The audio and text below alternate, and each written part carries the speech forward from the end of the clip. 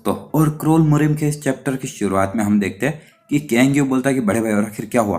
तो ईल जी हो ची का इस्तेमाल करके बोलते शांत हो जाओ और मैं ठीक हूँ तो ज्यादा शोर मत मचाओ और अभी चीजें और ज्यादा बेकार मत करना। और आगे वो मन में सोचा ये चालाक आदमी कहीं का, और वो ऐसा नाटक कर रहा था जैसे कि वो मुक्के का इस्तेमाल करता है अपने हथियार के रूप में, लेकिन वो जहर का इस्तेमाल करता है और उसने बहुत ही कम जहर इस्तेमाल किया, तो इसलिए मैंने ऑलमोस्ट नोटिस ही नहीं किया था। और अगर मैं 10,000 पॉइजन इम्यूनिटी तक नहीं पहुंचा होता तो मैं अभी तक मर चुका होता। और वो ची का इस्तेमाल करके सामने वाला बंदे को बोलता ओए ओल्ड मैन। और मैंने एक सेकंड के लिए तो सोचा था कि तुम एक असली मार्शल आर्टिस्ट हो, लेकिन ये काफी ज्यादा निराशाजनक है यार। वो बंदा बोलता आखिर ये कैसे।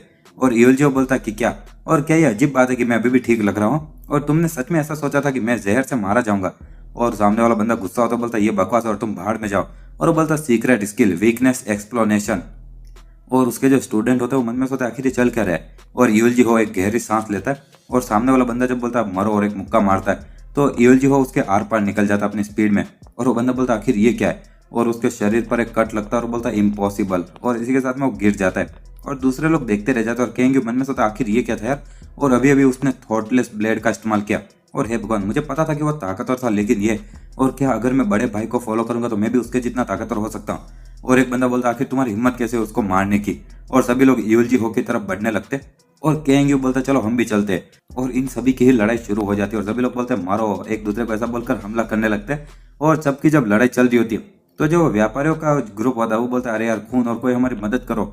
और इसी के साथ में केएनयू किसी से लड़ रहा होता है और तभी एक बंदा सामने से आता है बोलता कि मरो। और केएनयू ऊपर हवा में कूद कर उसको डॉज कर लेता है। सामने वाला बंदा बोलता डैम इट, और आखिर वो इतना ज्यादा तेज कैसे है। और कहीं पर हम देखते कि यूएलजी हो अकेला ही सबसे लड़े जा रहा होता है और वो मन में सोचता है इसमें कुछ ज्यादा लंबा समय लग रहा है यार, और इस तरह से तो और भी ज्यादा नुकसान होगा। और अगर ऐसी ही बात है तो मैं बस जो मेन पिलर्स है उनको ही नीचे गिरा दूंगा। और इसी के साथ में जहां पर केएनयू लड़ रहा होता है यूएलजी हो उसके सामने आ जाता है। केएनयू बोलता बड़े भाई, यूएलजी हो बोलता है तुमने अच्छा काम किया और मैं इनसे निपट लूंगा, तो तुम जाओ और दूसरों की मदद करो। सामने वाले दुश्मन में से एक इंसान बोलता है ये बंदा यही है जिसने कि हमारे लीडर को मारा है। दूसरा वाला बोलता है हम तुम्हें माफ नहीं करेंगे। यूएलजी बोलता है कि आखिर तुम क्या देख रहे हो, चलो मेरे पास में आ जाओ। और वो मन में सोचता है कि ये उस जैगयुग के चमचे हैं और मुझे सबसे पहले उनको लड़ाई करके खत्म करना होगा ताकि ये लड़ाई खत्म हो। और इसी के साथ में सभी लोग बोलते तुम गए और एक साथ में कूदते। और यूएलजी बोलता बहुत अच्छे और आ जाओ आ जाओ। और इसी के साथ में वो ऊपर कूदता है और एक एक करके सभी लोगों को मारे जा रहा होता काट काट के। और अंत में वो एक बंदे के सामने आता है और उसको भी मार देता है। और जो एक इंसान बचा होता है बोलता मॉन्स्टर, और यूएलजी हो उसको भी खत्म कर देता है। और इसी के साथ में जब वो सभी लोग मर चुके हैं तो वो मन में सोचता है कि ये खत्म हुआ। और एक बंदा जो सबसे शुरू में बहुत ज्यादा बोल रहा था वो बोलता है इम्पॉसिबल, और क्या वो इंसान भी है क्या, और क्या मैंने उसको मिसजज कर दिया यार डैम इट। और तभी हम देखते हैं कि उसके पास से होते हुए कोई चीज जाती है और ये एक तीर होता है और वो तीर जाकर पीछे पेड़ में लग जाता है। यूएलजी हो मन में सोचता क्या ये शुरू हो चुका है। और तभी वो चिल्लाता सभी लोग यहाँ से भागो। और वो एक बंदा बोलता वो बास्टर्ड्स भाग रहे। और जब यूएलजी भाग जाता तो आसमान से बहुत ज्यादा तीर गिरने लगते हैं और वो तीर उन लोगों को लगने लगते हैं। और एक बंदा बोलता है ये तीर है, और सभी लोग ध्यान से, और उसको भी काफी ज्यादा पैर वगैरह में चोट लग जाती है। और वो मन में सोचता है जो हमारे सेंसेई थे वो मर चुके हैं और जो एंग्री फॉक्स के जितने भी गार्ड थे वो सबको भी चोट लग चुकी है, और इस तरह से तो हम सभी लोग मारे जाएंगे और नहीं, और हम ऐसे नहीं कर सकते और हमें यहाँ से भागना होगा। और वो चिल्लाता सभी लोग भागो यहाँ से। और कोई बोलता क्या, और चलो सभी लोग भागो। जो व्यापारी होता है बोलता है रिप्रेजेंटेटिव वो, और अगर आप भी भाग जाओगे तो हम लोग क्या करेंगे। तो वो रिप्रेजेंटेटिव बोलता है कि हमारे पास में और कोई रास्ता नहीं है, और ये सच में एक शर्मनाक चीज़ है, लेकिन हमारे पास में अभी कोई चांस नहीं यहाँ पर इनके सामने टिकने का। वो व्यापारी बोलता तो आखिर हम इन सारे सामान और काम करने वालों का क्या करेंगे। तो वो बंदा बोलता हार मान लो। व्यापारी बोलता हार मान लो और आखिर हम ऐसे कैसे छोड़ दे। तो सामने वाला बंदा बोलता है कि ये खत्म होने से तो अच्छा ही है नहीं, और उसको चॉइस नहीं है। व्यापारी बोलता है नहीं, और तुमने तो कहा था ना कि इस बार हम बिल्कुल फेल नहीं हो सकते। तो वो बंदा बोलता है कि ये मेरी गलती और मैं कोई बहाना नहीं बनाने वाला, लेकिन हमारा जो एंग्री फॉक्स है ये कभी भी इस बेइज्जती को भूलेगा नहीं, और अभी के लिए चलो हम अपने आप को पहले बचा लेते। व्यापारी बोलता नहीं, मैं एक व्यापारी के रूप में ये सब नहीं कर सकता। और सामने वाला बंदा बोलता ठीक है चलो तो जो तुम चाहो वो करो, और उसके हाथ को धक्का देकर जाने लगता है। और वो बोलता लेकिन मैं अपने और ज्यादा लोगों को यहाँ पर नहीं खो सकता। और वो व्यापारी बोलता रुको यार, और इसी के साथ में वो घुटने पर बैठ जाता है। और तभी कोई बोलता कि हे भगवान अरे रे। और कुछ देर बाद में वो व्यापारी एक जगह पर बैठा होता है और कुछ लोग बोल रहे थे कि मैं मर रहा हूँ यार। और वो व्यापारी अपनी जगह पर जब बैठा होता है तो उसके पास में कोई आता है और बोलता है कि तुम लोग काफी ज्यादा बहादुर हो यार, और आखिर तुम लोग अपनी जान बचाकर भागे क्यों नहीं। तो वो व्यापारी मन में सोचता है ये वही इंसान है जिसने कि जैंगयुक को मारा था यार। और वो बोलता है कि क्योंकि एक व्यापारी के लिए उसका सामान उसके खुद की जिंदगी से भी ज्यादा कीमती है। यूएलजी बोलता है वेल ये बात तो सच है, और इसीलिए तो एक इंसान को एक सच्चा व्यापारी बन सकता है। तो वो व्यापारी बोलता है कि मेरा नाम अनचेंग है और मैं सिल्वर रिवर कॉमर्स गिल्ड से हूँ। और यूएलजी बोलता है कि ओह, और मैंने तो तुम्हारा नाम नहीं पूछा। व्यापारी बोलता है कि मैं तुम्हारे साथ में एक डील करना चाहता हूँ। एओलजीओ बोलता है कि एक डील? व्यापारी बोलता है कि हाँ, और हमें यहाँ से जिंदा जाने दो हमारे सारे सामान के साथ में, और अगर तुम ऐसा करोगे तो मैं इस सामान से जितना भी फायदा हमें होगा उससे 10 गुना ज्यादा प्रॉफिट तुम्हें वापस दूंगा, और कैसा रहेगा? और एओलजीओ वो सुनता है और आगे बोलता है 10 गुना ज्यादा प्रॉफिट। और व्यापारी बोलता है वो भी गोल्ड के सिक्के में 500 देखा जाए तो, और उसमें भी और कुछ नहीं, और हमारे गिल्ड के नाम पर।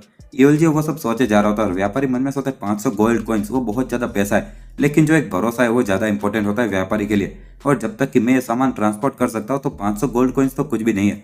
और वो बोलता है कैसा रहेगा? एओलजीओ बोलता है कि ये सच में काफी ज्यादा पैसा तो है। तो व्यापारी बोलता है तो बस ये सबसे ज्यादा मैं आपको यही दे सकता हूँ। और एओलजीओ बोलता है लेकिन मैं व्यापारियों के ऊपर भरोसा नहीं कर सकता। और पीछे वो जॉन बैठा होता है, वो बोलता है कि हाँ सही कहा। और जो व्यापारी होते हैं वो अपने चेहरे पर मुस्कान रखकर हमेशा ही झूठ बोलते रहते हैं, और चलो अभी के अभी इसका सिर काट देते और सारा सामान ले जाते। एओलजीओ बोलता है हाँ हमें ऐसा ही करना चाहिए नहीं। तो व्यापारी अपने घुटने पर बैठकर भीख मांगता और बोलता प्लीज और मुझ पर भरोसा कीजिए और मैं अपना वादा पूरा करूंगा। और जॉन बोलता है कि शट अप और चुपचाप मर जाओ। और व्यापारी मन में सोचता है क्या ये मेरा अंत है क्या? और इसी के साथ में जब उस पर जॉन हमला करने ही वाला होता है तो तभी वहां पर हे वोंग आता है, और एओलजीओ मन में सोचता है वो एकदम परफेक्ट समय पर आया है। और हे वोंग बोलता है हाँ आखिर ये सब क्या चल रहा है यहाँ पर? और जॉन बोलता है आखिर ये कौन है? और तभी हे वोंग उसकी तरफ बढ़ता है और वो एक हमला करता है। जॉन ऊपर कूदता और बोलता है कि डैम इट यार तुम अचानक से हमला कर रहे हो।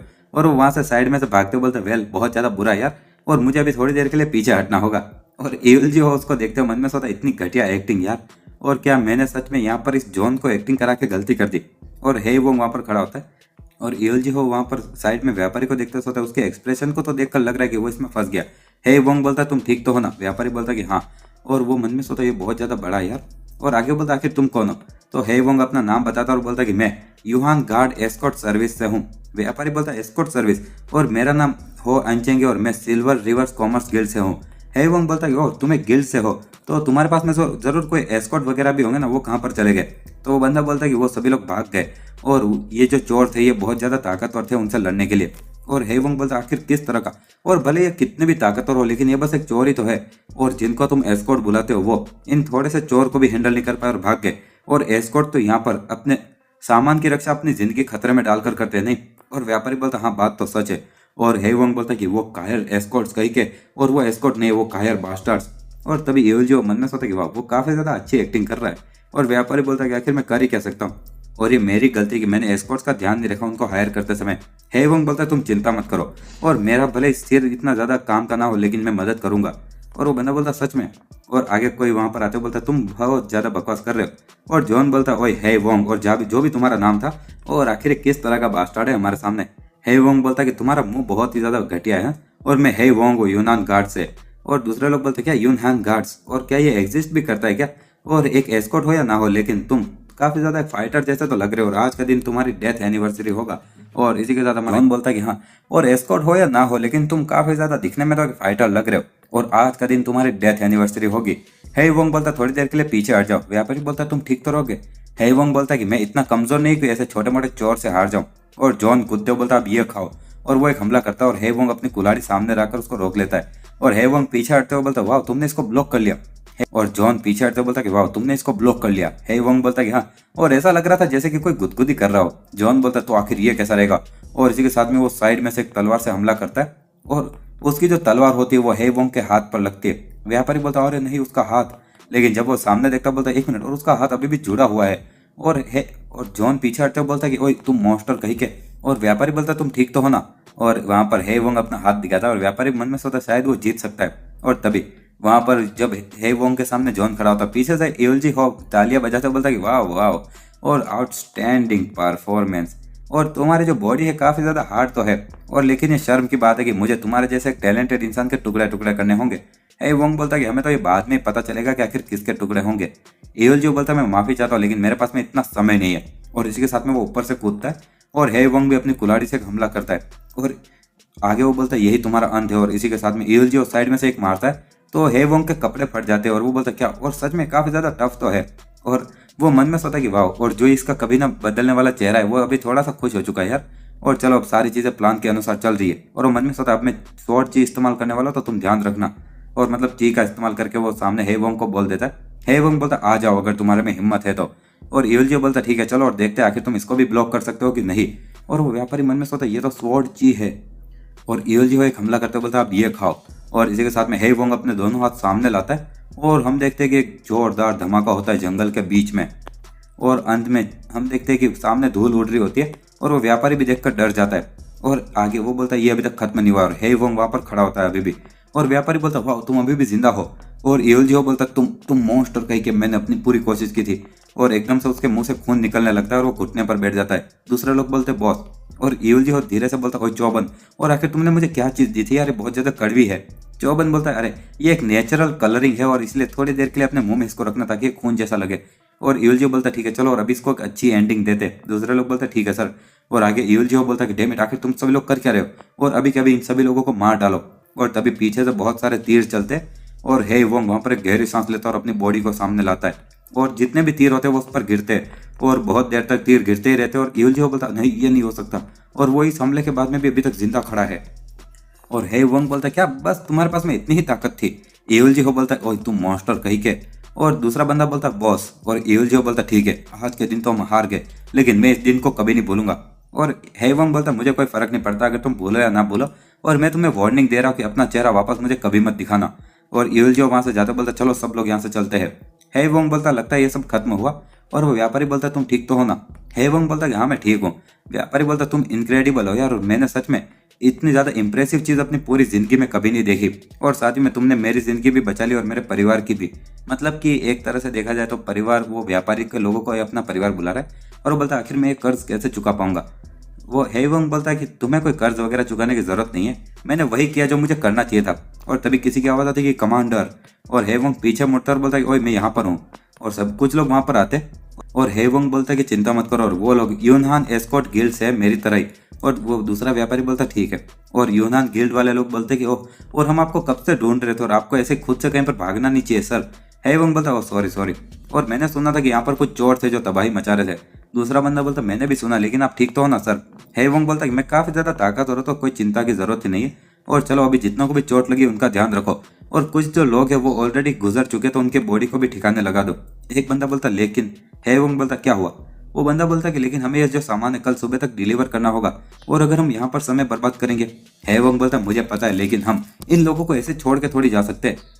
तो दूसरा बंदा बोलता वेल ये बात भी सच है, लेकिन ये सच में बहुत ज्यादा लंबा समय हो चुका है जब से हमें कुछ काम मिला है, और अगर हम लोग लेट हो जाएंगे तो हम लोगों को पैसा नहीं मिलेगा, और उसके सिवाय हमें और पैसे उनको देने पड़ेंगे, और अगर ऐसा होगा तो। और दूसरा व्यापारी वो सुन रहा होता है, और सामने वाला बंदा बोलता है कि हमारे जो यूनान एस्कॉर्ट सर्विस है उसका बिजनेस ही खत्म हो जाएगा। और वो व्यापारी कुछ बोल नहीं पा रहा होता है, और व्यापारी बोलता चिंता मत करो, और हमारे चोट लगे हुए का हम ध्यान रख लेंगे, तो प्लीज तुम जाओ।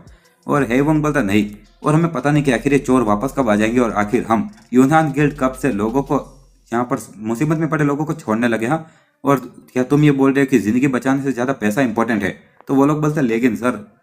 है वोंग बोलता है कि इस गिल्ड का लीडर वो भी सेम चीज करता अगर वो यहाँ पर होता, और साथ ही में हमारी जो गिल्ड है वो इसके दरवाजे कभी बंद नहीं करेगी, भले ही यहाँ पर आसमान भी हम पर क्यों ना गिर जाए, और जरूर कोई रास्ता होगा तो तुम लोग हम पर भरोसा रखो।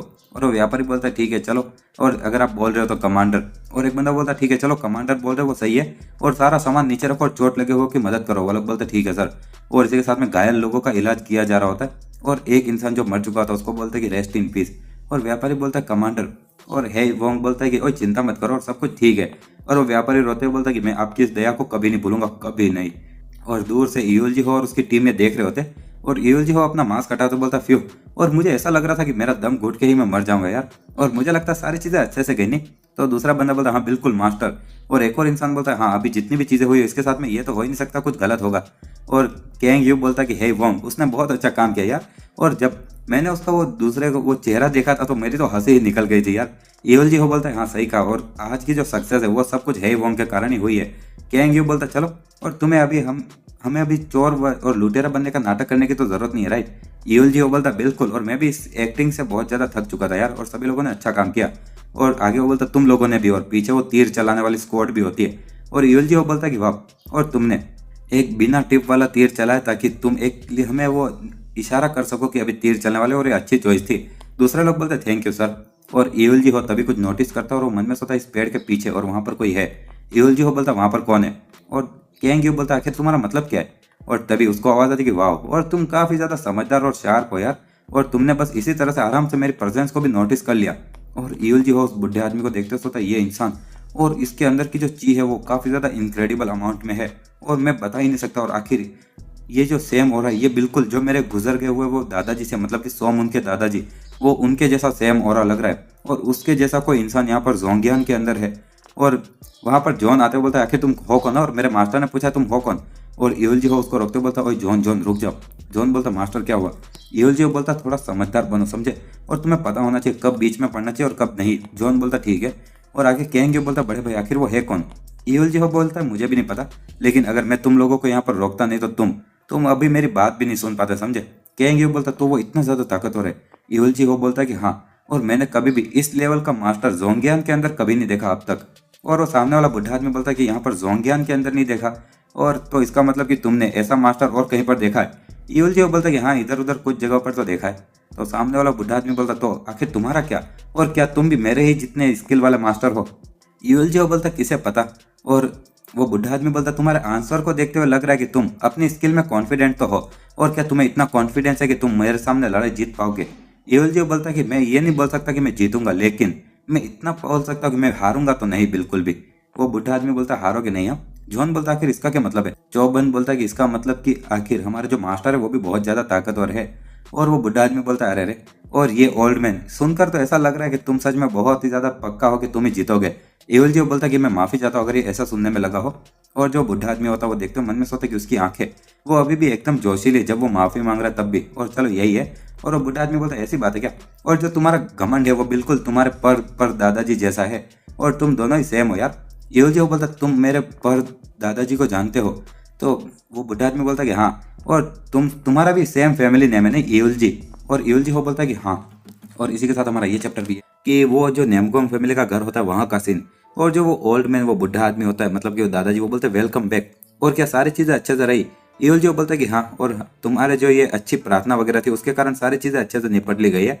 और वो बुढ़ा आदमी बोलता लेकिन वो तो ठीक है, और आखिर ये मेहमान कौन होंगे? तो ईवल जी वो बोलता है ओह ये कोई ऐसे जिनको मैं जानता हूँ। और वो दादाजी बोलते हैं हाँ बिल्कुल बिल्कुल। और तभी कोई बोलता है कि हाँ, सभी लोग यहाँ पर आ चुके हैं। तो दूसरा कोई बोलता हाँ, और सभी लोग बेसमेंट के ट्रेनिंग ग्राउंड में है।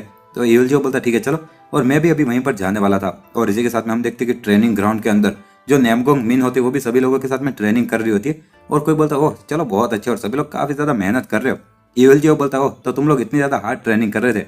नेमगोंग मिन बोलते तुम यहाँ पर हो? ईवल जी हो बोलता कि वेल, और हमें जल्द ही कोई एक अच्छी खबर मिलने वाली है। नेमगोंग मिन बोलती अच्छी खबर? हाँ, और आखिर वो इंसान कौन है? ईवल जी हो बोलता है कि चलो ऐसा बोलता है कि वो कोई ऐसा जिसको मैं जानता हूँ। और वो जो बुढ़ा आदमी होता है वो बोलता है कि हाँ, और एकदम से नेमगोंग मिन को देखने लगता है। मीन बोलते आखिर तुम कर क्या रहे हो? वो बुढ़ा आदमी बोलता है क्या तुम नेमगोंग फैमिली की हेड हो? मीन बोलते कि हाँ बिल्कुल। और मीन मन में सोचती एक मिनट, वो बिल्कुल भी तमीज से बात नहीं कर रहा है। और वो बोलते आखिर तुम कौन हो? तो वो बुढ़ा आदमी बोलता है अरे रे, और तुम्हारा टेम्पर कुछ ज्यादा है, गुस्सा नहीं? और वेल ये सच में ये तो जरूरी है फैमिली का हेड बनने के लिए। नेमगोंग मिन बोलती आखिर तुमने क्या कहा? ईवल जी वो बोलता कि मैं हमारे नसीब के कारण मिल गया वापस आते हुए उससे, और मैं उसको अच्छे से जानता हूँ, और साथ ही में और वो हमारे एक मार्शल आर्ट मास्टर के रूप में बहुत ज्यादा बड़ी मदद होगी। नेमगोंग मिन बोलती क्या? और दूसरे लोग बोलते आखिर उसने क्या कहा मार्शल आर्ट मास्टर? बुढ़ा आदमी बोलता ओए और तुम मेरे जैसे एक बुढ़े आदमी से काम करवाने वाले हो? ईवल जी वो बोलता कम ऑन, ये ऐसी बात नहीं है, और मैं तो बस थोड़ी सी मदद मांग रहा हूँ क्योंकि आपने ऑलरेडी मुझे यहाँ तक फॉलो तो कर लिया। वो बुढ़ा आदमी बोलता अरे रे, और तुम सच में बिल्कुल उसी की तरह हो यार, इधर उधर बातें फैलाने में भी सोम उनकी तरह। और नेमगोंग मिन बोलती एक सेकंड रुको, और मैं इसके खिलाफ हूँ। ईवल जी को बोलता क्या, क्यों? नेमगोंग मिन बोलती कि मैं हमारे नेमगोंग फैमिली के जो मार्शल आर्ट टेक्निक है उनको बाहर वालों को और ज्यादा एक्सपोज नहीं करने दे सकती, जितना ऑलरेडी हो चुका उससे ज्यादा। ईवल जी को बोलता कि वो कोई ऐसा जिसकी हमें ज्यादा जरूरत है, और जो मार्शल आर्ट उसने मास्टर किया वो अनइमेजिनेबल है। और नेमगोंग मिन बोलते कि हमें हमें उस पर बस इसी के कारण भरोसा करना होगा। और तुमने तो कहा था ना कि तुम बस नसीब के कारण उससे मिल गए थे आते हुए, और मैं माफी चाहती हूँ बड़े भाई, और मुझे पता है कि तुम हमारे फैमिली के लिए अपनी पूरी कोशिश कर रहे हो, लेकिन फिर भी। तो तभी वो बुढ़ा आदमी हंसने लगता है और वो बोलता है क्या, और जो मार्शल आर्टिस्ट नेमगोंग फैमिली के है वो इतने ज्यादा महान है क्या कि वो दूसरे लोगों को इतनी तरह ऐसे बेइज्जती कर सकते? तो नेमगोंग मिन बोलती मैंने किसी की बेइज्जती नहीं की, और मैं बस हमारे ये मार्शल आर्ट को बाहर लीक नहीं होने दे सकती। तो बुढ़ा आदमी बोलता क्या, तो तुम बोल रहे हो कि मैं तुम्हारे फैमिली के मार्शल आर्ट को बाहर लीक कर दूंगा? मीन बोलती कि मैं तो यही बोल रही हूँ कि हम बस दूसरे इंसान की थोड़ी सावधानी रख सकते हैं नहीं। और ईवल जी हो मन में सोता ये बिल्कुल भी अच्छा नहीं है यार। और वो बुढ़ा आदमी बोलता ओ ऐसी बात है, और इसी के साथ में वो बुढ़ा आदमी अपनी चीज रिलीज करने लगता है। ईवल जी बोलता सर, वो बुढ़ा आदमी बोलता साइड में हट जाओ, और मैं भी देख लेता हूँ आखिर जो नेमगोंग फैमिली का मार्शल आर्ट है वो कितना महान है, वो भी अपनी खुद की आंखों से ही। नेमगोंग मिन बोलती चलो ट्राई करो अगर तुम कर सको तो। और जो नेमगोंग फैमिली वो इससे डरने नहीं वाली। तो तभी जो यूलजी हो होता है वो एक झापट मार देता है उस बदतमीज लड़की के, और वो बुढ़ा आदमी वहां पर खड़ा होता है और सभी लोगों के मुंह खुले रह जाते। नैमगोंग मिन बोलती बड़े भाई, और यूलजी हो बोलता कि चुप, बिल्कुल चुप। और आगे बोलता कि वो बस एक बच्ची है जिसको कुछ पता नहीं है और प्लीज उसकी रूडनेस को माफ कर दीजिए। वो बुढ़ा आदमी बोलता अरे रे बोल जाओ, और मैं था जिसने पहले अपनी आवाज उठाई थी, और लेकिन भले मेरी उम्र हो चुकी है लेकिन मैं अपने गुस्से को फिक्स नहीं कर पा रहा हूँ, नहीं, और अभी भी मुझे बहुत सीखना पड़ेगा। और वहां से वो जाने लगता है, ईयल जो है उसके पीछे जाने लगता है, और नैमगोंग मिन वहां पर खड़ी रह जाती है। और जॉन जो होता है वो बोलता आखिर उसको अचानक से हो क्या गया। और जो दादाजी होते वो आते बोलते माई लेडी आप ठीक तो हो ना। और नैमगोंग मिन बोलते कि हाँ, और आगे बोलते आखिर वो बुढ़ा आदमी है कौन। तो कैंग यू बोलता है कि मुझे भी ठीक से पता नहीं है। नैमगोंग मिन बोलते हैं हाँ आखिर तुम्हारा मतलब क्या, तुम्हें नहीं पता। कैंग यू बोलता है कि वो दोनों एक दूसरे से ही बात कर रहे थे तो मुझे डिटेल वगैरह तो कुछ नहीं पता है, और ये ऐसा इस तरह से जैसा उनका एक दूसरे से कोई कनेक्शन था वो भी काफी ज्यादा सीक्रेट वाला, लेकिन एक चीज तो पक्की है। नैमगोंग मिन बोलती क्या चीज।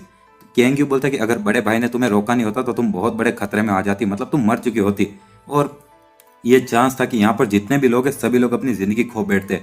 नैमगोंग मिन बोलते आखिर इसका मतलब क्या है। कैंग यू बोलता क्या तुमने महसूस नहीं किया क्या, और जब वो तुम्हारे पास में आता तो उसने जो ची रिलीज की थी वो मुझे तो ऐसा लग रहा था जैसे मेरा दम घुट रहा था। और आगे बोलता लेकिन भले कुछ भी हो लेकिन एक अच्छा कारण तो हो गई, और क्योंकि बड़े भाई उसको यहाँ पर लेकर आए थे। तो नैमगोंग मिन बोलते कि वेल हाँ ऐसा हो तो सकता है। और तभी कैंग यू बोलता बड़ी बहन, और ये गर्व वगैरह की बात नहीं है, लेकिन ये बहुत ही ज्यादा अच्छा होगा कि अगर तुम ये सोचो कि आखिर वो हमारे नैमगोंग फैमिली की कितनी ज्यादा मदद कर सकता है, और अगर तुम नैमगोंग फैमिली का भला चाहते हो तो मिन मन में सोचे कि आखिर वो क्या मदद कर पाएगा हमारे नैमगोंग फैमिली की।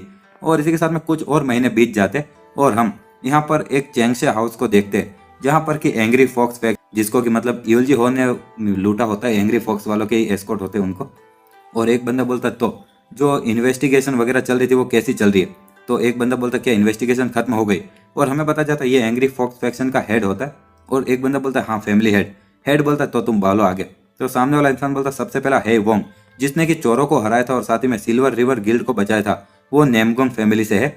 और साथ ही में जितने भी वो चोर थे जो बार बार सिल्वर रिवर गिल्ड को टारगेट कर रहे थे वो भी नैमगोंग फैमिली का एक हिस्सा है। एक बंदा बोलता वो छोटे बास्टर्ड्स। और तभी हेड बोलते रुक जाओ, और क्या तुम ये पक्का बोल सकते कि ये जानकारी है, ये भरोसेमंद है। तो सामने वाला इंसान बोलता है यस सर। और इसी के साथ में हम देखते हैं कि वहां पर एक वाइस हेड बैठा होता है योंग हु। वो बोलता है कि चलो, और अभी जब हम अनयूजुअल मूवमेंट की बात कर ही रहे तो जो नैमगोंग फैमिली है वो जब वो लोग आए उसके बाद में यहाँ पर ऊपर बढ़ने लगी नहीं। एक बंदा बोलता उनके पास में तुम्हारे पास में कोई सबूत तो है। तो वो जानकारी देने वाला बोलता कि हाँ, और हमारे लोगों के अनुसार जिन्होंने हमला किया था और जिन लोगों ने चोरों ने हमला किया था उनके पास में एक ऐसी चीज थी जिन्होंने ब्लड वुल्फ को मार दिया था, और वो था एक बहुत ही अच्छे से ट्रेन किया गया फैल्कन। तो एक बंदा बोलता क्या फैल्कन। तो वो इन्फॉर्मेशन देने वाला बोलता है हाँ, लेकिन जो नेमगोंग फैमिली के यहाँ पर जो बंदा है उसके पास में भी एक बहुत ही अच्छे से ट्रेन किया गया फैल्कन है। और हेड बोलता लेकिन क्या तुम ये पक्का बोल सकते हो कि ये बस इसके साथ में वही बंदे हैं। और वाइस हेड बोलता है एक मिनट, और ये एक चांस तो है ना कि यहाँ पर ये कोई हायर अप में से भी कोई हो। तो जानकारी देने वाला बोलता है ये कोई चांस वगैरह नहीं है, और मैंने सारी चीजें अच्छे से इन्वेस्टिगेट कर लिए, लेकिन उनकी यहाँ पर बैकडोर के अंदर किसी भी परिवार के साथ में कोई रिलेशनशिप नहीं है, तो इसका मतलब कि ये सब कुछ नैमगोंग फैमिली की स्कीम है। दूसरा बंदा बोलता हमें क्या करना चाहिए। और आगे एक बंदा बोलता है कि यहाँ पर हिचकिचाने की कोई जरूरत नहीं है, और हमें नैमगोंग फैमिली को उनके काम की सजा तो देनी होगी। हेड बोलता है लेकिन जो नैमगोंग फैमिली है वो इतने भी आसान दुश्मन नहीं है, नहीं। तो वहां पर एक जो बंदा होता है जो थोड़ा बंदर जैसा दिखता है वो बोलता है कि ये काफी ज्यादा लंबा समय हो चुका है जब उनका परिवार पूरी तरह से मतलब तबाह हो चुका है, और उनमें से बस कुछ लोग इधर उधर भाग रहे, लेकिन हमें बस एक बात बोली और हम उनको अपने पैरों के नीचे रौंद डालेंगे। हेड बोलता है किसे नहीं पता उनके खात्मे के बारे में, लेकिन हमारे पास में कोई अच्छा बहाना नहीं। और नैमगोंग फैमिली ने अपने घर के दरवाजे भी बंद किए गए। दूसरा बंदा बोलता लेकिन उन्होंने तो पहले रूल्स तोड़े नहीं। और हेड बोलता और सबूत। सामने वाला बंदा बोलता उसके बारे में। हेड बोलता अगर नैमगोंग फैमिली ये बोलेंगे कि वो लोग बस मेहमान थे तो हम लोग एक मजाक के रूप में लिए जाएंगे, और अगर कुछ भी गड़बड़ हुई और ये बहुत बड़ी चीज हो जाएगी तो हम लोग मुसीबत में पड़ जाएंगे, और साथ ही में एक और खून की बारिश हो सकती है, नहीं। और पेचोन पैलेस को भी ये पता, और उसने हमसे कहा था कि हम नैमगोंग फैमिली से पंगा ना रहे, समझे। तो सामने वाला बंदा बोलता हाँ। एक बंदा बोलता लेकिन हम लोग उनको ऐसे ही जो भी वो चाहे नहीं करने दे सकते, नहीं। तो हेड बोलता आखिर तुम्हारा मतलब क्या है। सामने वाला बंदा बोलता अगर ऐसे चलता रहेगा तो जो चैंगशा फैक्शन है जो कि सबसे बेस्ट एस्कॉर्ट सर्विस वाली वो पीछे हो जाएगा, और उसके बाद में नुकसान हमें भी होगा। दूसरा बंदा बोलता है कि आखिर सिचुएशन कितनी ज्यादा बुरी है। तो पहला बंदा बोलता है जो सिल्वर रिवर गिल्ड है उन्होंने पूरी तरह से हमसे रास्ता छोड़ लिया है, और जितने भी वो व्यापारी है वो सभी लोग अभी वहां पर चैंगशा के दूसरी तरफ जाने लगे हैं। और इसी के साथ हमारा ये चैप्टर भी है बोल रहा था कि जो जितने भी वो सिल्वर रिवर गिल्ड वाले लोग थे उन्होंने अभी दूसरे एस्कॉर्ट एजेंसी को चुन लिया है। तो एक बंदा बोलता आखिर वो ऐसा कैसे कर सकते हैं। दूसरा बंदा बोलता इसकी तो हमें उम्मीद थी, क्योंकि जिस पल उन लोगों ने भागने का डिसाइड किया था और एक बंदा बोलता है अगर क्या होगा कि हम उस गिल्ड पर प्रेशर डालें। हेड बोलता है कि ये सीधा हायर अप से कनेक्टेड है तो प्रेशर डालने से कोई काम नहीं होगा। और वाइस हेड बोलता है कि लेकिन पिताजी और आपको एक डिसीजन लेना होगा। और दूसरे हमारे जो वाइस लीडर थे उनके अनुसार जो मायोंग क्लैन है वो किसी तरह की मूवमेंट के साइन दिखा रहे। तो हेड बोलता क्या, और आगे एक बंदा बोलता हाँ सिर्फ मायोंग क्लैन ही नहीं लेकिन दूसरे जितने भी परिवार वाले हैं वो भी कुछ मूवमेंट्स वगैरह दिखा रहे। एक बंदा बोलता कि किस तरह की मूवमेंट। तो वो इन्फॉर्मेशन देने वाला बोलता है जो फ्लाइंग शेडो गार्ड्स है वो लोग अपनी ताकत को बढ़ाते ही जा रहे। तो हेड मुक्का मारते बोलता वो बास्टर्ड्स। और वाइस हेड बोलता अंत में यहाँ पर बस एक ही तरीका ये सब करने का, और हम लोगों को नेमगोम फैमिली पर हमला करना होगा और साथ ही में यूनहान गार्ड्स को भी डिस्ट्रॉय करना होगा। और उस मौके के साथ में हम लोग मोयोंग क्लैन को दिखाएंगे हमारे असली ताकत। और इसी के साथ में हेड बोलता कि हाँ, दूसरा बंदा बोलता हाँ जो वाइस हेड ने कहा वो बात सच है सर, और हमें एक वार्निंग तो देनी होगी दूसरे जितने भी क्लैन के व्यापारी उन सभी को नेमगोम फैमिली पर हमला करके। और सभी लोग उसको देख रहे होते। और हेड बोलता ठीक है चलो जैसा तुम्हें ठीक लगे वैसा करो। और सभी लोग खुश हो जाते। और आगे हेड बोलता कि हु, और हु बोलता कि हाँ पिताजी। हेड बोलता कि चलो इस बार तुम इस चीज के इंचार्ज रहोगे। हु बोलता ठीक है। और आगे हेड बोलता है कि जल्दी से तैयारी करो और जस्ट इन केस, और कुछ लोगों को अपने साथ में लेकर जाना और बहुत ही कम लोगों को ही लेकर जाना, और हो सके उतनी ज्यादा जल्दी जाना और सीक्रेट तरीके से हमला करना और पक्का करना कि सारी चीजें परफेक्टली खत्म हो। हु बोलता कि ये मुझ पर छोड़ दीजिए। और इसी के साथ में हम देखते कहीं पर कोई बोलता कि चलो और तीर चलाओ, और कुछ लोग तीर चलाते आसमान। हम देखते कि बहुत सारे तीर वहां पर टारगेट्स पर लगते। ईविल जी हो बोलता कि बहुत अच्छे और ये पहले से बेहतर हो चुका है, और मुझे लगता है कि तुम सभी लोगों ने रैपिड फायर को तो मास्टर कर ही लिया थोड़ा बहुत। एक बंदा बोलता नहीं सर, और हमें अभी भी बहुत सारी चीजें सीखनी है। ईविल जी बोलता ओह तो हमें थोड़ा हार्ड ट्रेनिंग करनी चाहिए नहीं तब तो। और वो लोग बोलते नहीं क्या। और ईविल जी बोलता क्या हमें और कुछ शॉट्स को ऐड कर देना चाहिए डेली ट्रेनिंग में, अब कुछ 500। तो दूसरे लोग बोलते है मम्मी यार, और दूसरा बंदा बोलता नहीं नहीं, और बस अभी इसको यहाँ पर खत्म कर दो यार। ईविल जी बोलता नहीं नहीं ये तो बस एक मजाक था। दूसरे लोग मन में सोचते लेकिन सुनकर तो ऐसा नहीं लग रहा था। ईविल जी बोलता कि आज से मैं सोच रहा था कि मैं तुम लोगों को और कलरफुल चीजें सिखाऊं। दूसरा बंदा बोलता क्या और ज्यादा कलरफुल। ईविल जी बोलता कि आखिर एक असली और एक प्रैक्टिस वाली लड़ाई में क्या फर्क है।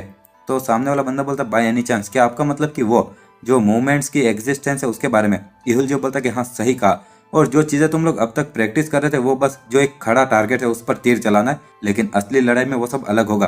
और तुम सभी लोगों ने वहां पर उस माउंट एक रोक के वहां पर ये सब कुछ तो सीखा होगा नहीं। दूसरा लोग बोलते कि हाँ। ईविल जी बोलता कि हाँ ठीक है चलो बहुत अच्छे, तो अब से तुम यहाँ पर अपनी बॉडी को मूव करोगे टारगेट प्रैक्टिस करते हुए, और इससे तुम्हें बहुत ज्यादा मदद मिलेगी। दूसरे लोग बोलते यस सर। ईविल जो बोलता है एक और चीज है जो कि तुम लोगों को प्रैक्टिस करनी होगी। वो लोग बोलते क्या प्रैक्टिस किस चीज की। ईविल जो बोलता चलो और मुझे एक दुश्मन के रूप में सोचो और सभी लोग एक साथ में मुझ पर हमला करो। और वो लोग बोलते क्या, और आप पर हमला, और हम वो नहीं कर सकते सर। ईविल जो बोलता क्या, और आखिर क्या तुम लोगों को डर लग रहा है। वो लोग बोलते नहीं वो बात नहीं है, लेकिन ईविल जो बोलता एक सेकंड रुको, और क्या तुम लोगों को मेरी चिंता हो रही है, और अब मेरी चिंता बंद करो और जल्दी से, और ये एक ऑर्डर है, और अगर तुम फेल हो जाओगे तो तुम्हें पता है ना तुम्हारे साथ में क्या होगा। वो लोग बोलते यस सर। ईविल जो बोलता चलो अपने तीर तैयार कर लो, और वो लोग बोलते ठीक है सर। ईविल जो बोलता चलो मैं बस यही बता रहा हूँ, लेकिन तुम लोगों को भी ध्यान रखना होगा, और मैं थोड़ा सा ज्यादा तेज हूँ, और चलो तैयार हो जाओ। दूसरे लोग बोलते कि हम लोग अपने साथ में किए गए हमले से उसको हरा देंगे, और सभी लोग बोलते ठीक है। और आगे वो लोग बोलते हैं राइट में हमला करो। और इसी के साथ में हम देखते हैं कि ईविल बोलता है चलो बहुत अच्छे, और वो तलवार निकाल कर उन सभी के तीरों को रोक देता है। और तभी कोई बोलता है चलो, और लेफ्ट में नीचे की तरफ ईविल बोलता है उप्स, और वो साइड में हमला करता है। और वो बोलता है वाह, और अच्छे से ट्रेन किया गया है, काफी ज्यादा तेज हो। वो लोग बोलते हैं भगवान, और नामुमकिन। उनका लीडर बोलता है कि आखिर तुम लोग करके रहो, तीर चलाते रहो। ईविल बोलता है चलो मुझे भी अपना काउंटर अटैक स्टार्ट करना चाहिए नहीं। और वो अपनी तलवार को सामने लाता है और एक हमला करता है, जिससे कि जितने भी तीर होते हैं उनकी वो मोमेंटम खत्म हो जाती है, और ईविल उन तीरों को हाथ में ले लेता है, और इसी के साथ में सामने की तरफ वापस फेंकता है। और सामने वाले जो लोग होते हैं वो बोलते हैं हे भगवान, और ये तीर। और ईविल बोलता है ठीक है चलो, और ये सब कुछ खत्म हुआ। और सभी लोग वहां पर उसको देखकर देखते ही रह जाते। ईविल बोलता आखिर ये उतरा हुआ चेहरा क्यों यार। एक बंदा बोलता कि आप इतनी ज्यादा आजादी से कैसे मूव कर सकते हो। ईविल बोलता ये सब कुछ स्किल है यार, और तुम्हें क्या लगता है मैं बस कुछ ही दिनों तक ट्रेन किया हुआ है मैंने।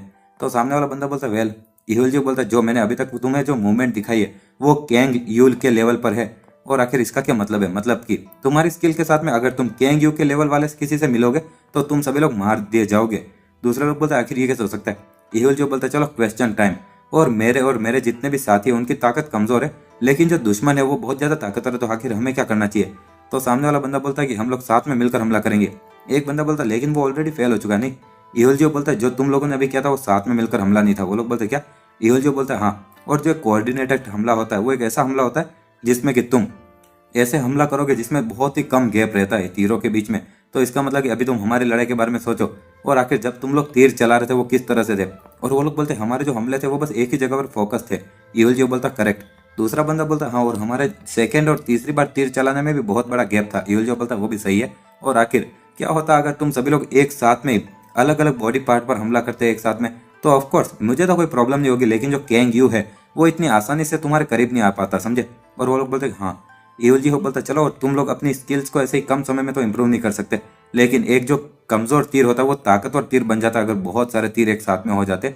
और अगर तुम लोग एक पूरी जिंदा चीज बनकर लड़ाई करो तो भले तुम्हारा दुश्मन कोई भी हो, लेकिन वो आसानी से तुम्हें हरा नहीं पाएगा। और इसीलिए तुम लोग अपना समय इस्तेमाल करो और अभी और ज्यादा आर्ट सीखो, समझे। वो लोग बोलते हाँ। ईवल जो बोलता एक और चीज, और जब मैंने जितने भी तीर फेंके थे दूर से, तो हमारी दूरी कुछ 20 मीटर के आसपास की थी, और अगर कोई दुश्मन इतनी दूर तक तुम्हारे करीब आ जाए तो तुरंत भाग जाना। वो लोग बोलते क्या? ईवल जो बोलता है हाँ, और अगर कोई दुश्मन इतना करीब आ जाए तो इसका मतलब वो काफी ज्यादा स्किल वाले, तो कुछ भी हो जाए लेकिन वहां से भाग जाना। वो लोग बोलते ठीक है सर।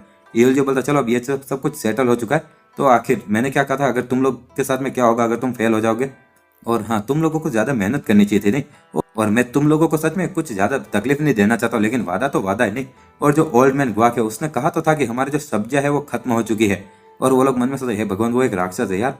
और एवल जी बोलता है ये सच में कितनी परफेक्ट टाइमिंग है नहीं। और वो लोग बोलते हैं भगवान मम्मी। आगे हम देखते हैं कि कहीं पर कैंग यू होता है, और पेड़ की जो पत्तियां होती नीचे आ रही होती है, और कैंग यू अपनी गहरी सांस लेता है और तलवार चलाता है, और इसी के साथ में जितनी भी पत्तियां होती है उनको काटने लगता है। और एवल जो दूर से देखते सोचता है कि वाह वो इससे थोड़ा सा बेहतर तो हो चुका है इस मामले में।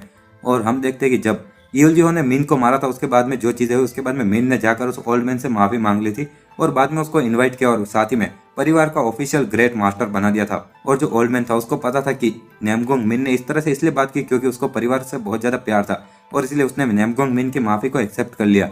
और साथ ही में एक ग्रेट मास्टर के रूप में उसने अपने स्टूडेंट को ट्रेनिंग करवाना शुरू कर दिया था, और साथ ही में वो हर एक स्टूडेंट को अच्छे से एडवाइस देता था, और उसमें बिल्कुल भी मतलब कि कंजूसाई नहीं करता था। और उसके बाद में जितने भी स्टूडेंट वगैरह थे वो जैसे जैसे समय के दौरान ताकतवर होते रहे थे। ईवल जो मन में सोचा वाह, और ये सच में बहुत ज़्यादा अच्छा था कि मैं उसको अपने साथ में लेकर आ गया।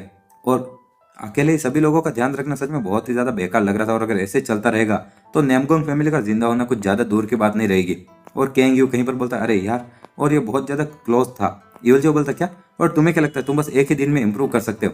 और कैंग यू बोलता कम ऑन यार, ये मत बोलो, मैं अपनी पूरी कोशिश कर रहा हूँ। और इसी के साथ हमारा ये चैप्टर भी कि कैंग यू बोलता कम ऑन बड़े भाई, और ऐसा मत बोलो, मैं अपनी पूरी कोशिश कर रहा हूँ। तो ईवल जो बोलता और उसके रिजल्ट क्या है? तो कैंग यू बोलता मैं कोशिश कर रहा हूँ लेकिन मुझे पता नहीं यार। और वो अपनी तलवार, और हम देखते कि तभी उसके ईवल जो हाथ पर एक लकड़ी से मारता है और कैंग यू की तलवार गिर जाती है। ईवल जो बोलता इसके बारे में तो सोचना भी मत, और तुम्हारी हिम्मत कैसे मेरी तरफ तलवार लाने की? कैंग यू बोलता आखिर तुम्हें वो लकड़ी कहाँ से मिल गई? ईवल जो बोलता आखिर तुम्हारा मतलब क्या है कहाँ से, और मैं तुम्हारे मूवमेंट्स को आसानी से देख सकता हूँ। कैंग बोलता अरे यार मुझे लग रहा था कि मैं छुप के हमला कर सकता हूँ। और तभी वहां पर वो ओल्ड मैन आता और बोलता है कि मार्शल आर्ट में जो परफेक्शन है वो एग्जिस्ट नहीं करती है। और इसी के साथ में वो लोग बोलते हैं एल्डर मास्टर। ईवल जो बोलता आप आ गए। एल्डर मास्टर बोलता कि अरे अरे, और मैं चेक करने आया था कि आखिर वो ठीक से ट्रेनिंग कर रहा था कि नहीं। कैंग बोलता मैं माफी चाहता हूँ सर। ईवल जो बोलता है कि ज्यादा क्रूर मत बनिए, और उसको सच में पता होने की जरूरत है ना कि आखिर वो इंप्रूव कर रहा है कि नहीं हो रहा है। तो वो बुढ़ा आदमी बोलता ये अभी भी सच में बहुत ही ज्यादा जल्दी है उसकी मूवमेंट्स देखना, और साथ ही में और आखिर क्या ये तुम्हारा काम था नीचे वो पत्ते जो कटे हुए थे उनको देखकर? और कैंग बोलता कि हाँ सर। वो बुढ़ा आदमी बोलता किसने कहा तुम्हें ये सारी चीजें करने के लिए? तो कैंग बोलता वेल उसके बारे में।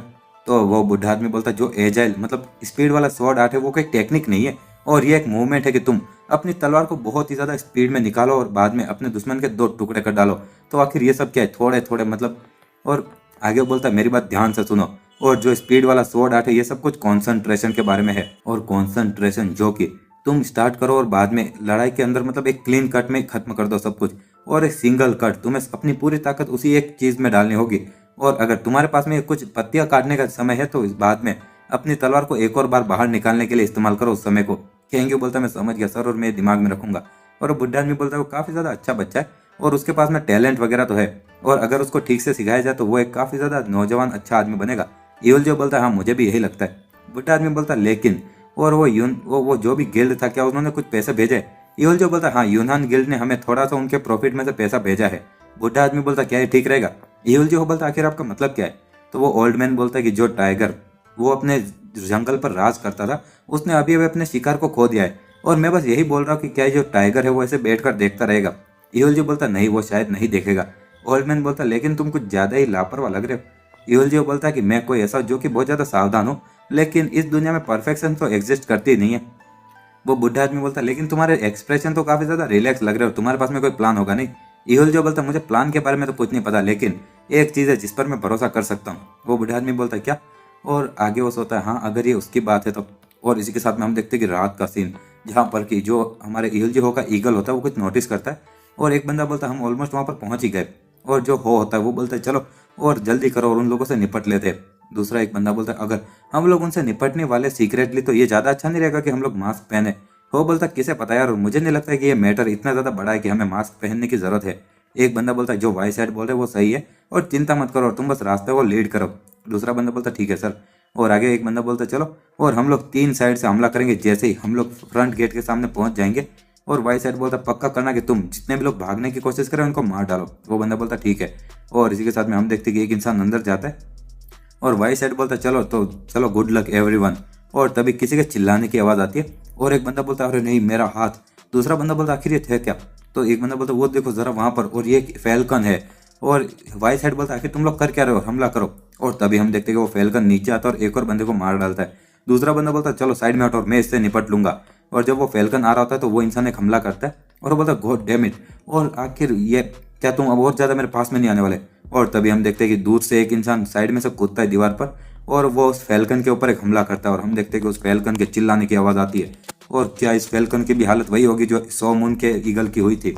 और वो फैल्कन वहाँ पर ज़मीन पर पड़ा होता है और मतलब ऐसे चिल्ला रहा होता है जैसे वो मर गया होता है। दूसरे लोग बोलते हैं ये वाई साइड बोलता है ये इडियट्स और शट अप। और वो मन में सोचता है कि ये लोग इस क्या ये कोई एक्साइटिंग चीज़ है क्या जिसमें बस तुमने एक ईगल को मारा है। और तभी वहाँ पर हम देखते हैं कि ईगल जी हो आता है और कोई बोलता है वहाँ पर कौन है। और ईगल जो उसके सामने आने लगता है। वाई साइड बोलता है आखिर ये कौन है? दूसरा बंदा मन में सोचा क्या इस फैल्कन का मालिक है क्या, तो इसका मतलब। और तभी एक बंदा बोलता वही क्या ये तुम थे जिसने कि हमारे रिप्रेजेंटेटिव जा को मारा था, मतलब वो मुक्के मारने वाला बंदा। ईवल जी बोलता फ्यू और मुझे पता है कि तुम ठीक हो यार और अभी नाटक करना बंद करो और उड़ जाओ। और हम देखते हैं कि दूसरा एक बंदा बोलता है हाँ वो चीज़ मर चुकी है। और तभी हम देखते हैं कि वो फैल्कन एकदम से उठता है और वो बंदा बोलता क्या? और ईवल जी बोलता ठीक है चलो गुड जॉब। और एक बंदा बोलता एक मिनट ये तो हो ही नहीं सकता, वो बस एक फैल्कन है यार और उसकी ज़िंदगी काफ़ी ज़्यादा लंबी है। ईवल जी बोलता है चलो तुम थोड़ा आराम करो और दूसरे सभी लोगों से मैं निपट लूंगा। और एक बंदा बोलता तुम बास्टार्ड और तुम ही हो ना जिसने कि जा ग्यूक को मारा था एम्प्ट माउंटेन एक रॉक के वहां पर नहीं। ईवल जी बोलता है जा ग्यूक और तुम उस कायर बास्टार्ड की बात कर रहे हो जो कि मार्शल आर्ट के नाम पर जहर का इस्तेमाल करता है। सामने वाला बंदा बोलता आखिर तुमने क्या कहा?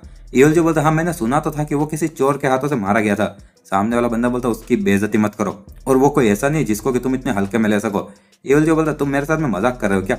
और वो एक चोर को भी नहीं हरा पाया और बाद में जहर का इस्तेमाल करने लग गया था और सभी लोगों को पता उसने क्या किया। सामने वाला बंदा बोलता तुम बास्टर्ड। ईवल जो बोलता चलो कुछ भी हो लेकिन मैं सच में अपने उस दोस्त का शुक्रगुजार हूँ जिसने कि उस कायर को अगली जिंदगी में भेज दिया। वाई साइड बोलता एक मिनट वो। दूसरा बंदा बोलता आ जाओ मेरी तरफ अगर तुम्हारी हिम्मत है तो, और मैं तुम्हें नर्क की गहराइयों में भेज दूंगा। ईवल जो बोलता है कि हेवनली थंडर्स और तुम लोग यहाँ पर पीछे खड़े रहो और देखो। तो पीछे वाले हेवनली थंडर की टीम बोलती यस सर। और आगे ईवल जो बोलता है ये है हमारे धनुष का आर्ट। और तभी हम देखते हैं कि सामने वाले बंदे की तरफ एक तीर आ रहा होता है लेकिन वो बहुत ही धीमे आ रहा होता है। और एक बंदा बोलता है हाँ और आखिर ये क्या है वो इतना ज़्यादा धीमा तीर, और यहाँ तक कि एक बच्चा भी इसको डॉज कर सकता है यार। और दूसरा एक जो बंदा होता है बोलता है ये बेवकूफ़ लोग। और एक और बंदा मन में सोचता है कि आखिर उस तीर के पीछे कितनी ज़्यादा फोर्स है कि वो एक तीर को हवा में से रोक सकता है। और तभी हम देखते हैं कि सामने वाला इंसान उस तीर को साइड में होकर डॉज करने की कोशिश करता है लेकिन वो तीर उसकी तरफ घूम जाता है। और सामने वाला इंसान मन में सोचता है मैं भले किसी भी डायरेक्शन में जाऊं डॉज करने के लिए लेकिन ये तीर मुझे फॉलो किए जा रहा है और मुझे पता नहीं कि आखिर ये तीर की स्पीड कब बढ़ जाए और तब तो मेरे पास में कोई चांस नहीं रहेगा यार। और एक बंदा बोलता अरे यार मुझे उसकी मदद करनी होगी। दूसरा बंदा बोलता एक सेकंड रुको। और पहला बंदा बोलता लेकिन वो तीर। तो दूसरा बंदा बोलता वो एक फाइटर है तो थोड़ा उसका उम्मीद रखो ना उसमें। और सामने वाला इंसान अपनी तलवार में चील आने लगता है और जब तीर एकदम से उसकी तरफ आता है तो सामने वाला इंसान अपनी तलवार से उसको एक मारता है।